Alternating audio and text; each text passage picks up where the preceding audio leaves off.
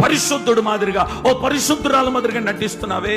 మనుషుల ముఖస్థుతి కొరకు మనుషుల ముందు ఏమండి బ్రహ్మాండంగా కనబడాలని, నీ అంత పరిశుద్ధులు లేరు అన్నట్టుగా కనబడాలని నటిస్తున్నావే. ఇది దేవుడు అంగీకరించేదా? అమూల్యమైన రక్తం ఆయన శరీరంలో చేతులుంచుతున్నావు.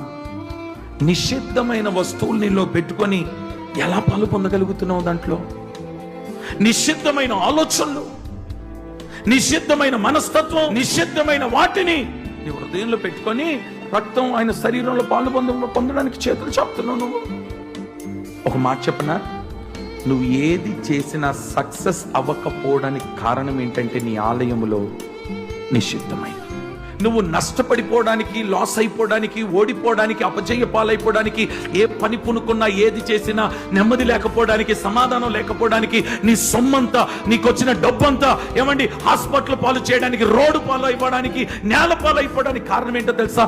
నిషిద్ధమైన వస్తువులు. నువ్వు తెలివి గలవాడై ఉండొచ్చు, జ్ఞానివై ఉండొచ్చు, డబ్బు గలవాడివై ఉండొచ్చు, ఆస్తి గలవాడివై ఉండొచ్చు, నువ్వు గొప్పవాడివై ఉండొచ్చు. నిషిద్ధమైన వస్తువులు నీ దగ్గర ఉంటే నీ ధనం కానీ, నీ గొప్పతనం కానీ, నీకున్న ఐశ్వర్యం కానీ, నీ అందం కానీ, నీ ఆరోగ్యం కానీ ఏది నీకు తోడు రాదండి. నీకు సక్సెస్ ఇవ్వదు. నీ డబ్బు నీకు సక్సెస్ ఇవ్వదు. నీ పలుకుబడి నీకు సక్సెస్ ఇవ్వదు. నీ ఆస్తి నీకు సక్సెస్ ఇవ్వదు. నీకున్న బ్యాక్గ్రౌండ్ నీకు సక్సెస్ ఇవ్వదు. నీకు సక్సెస్ ఇవ్వగలిగినది ఒకటే ఒకటి, నీ మందిరములో ఉన్న నిషిద్ధమైన వస్తువులను బయట పారవేయి.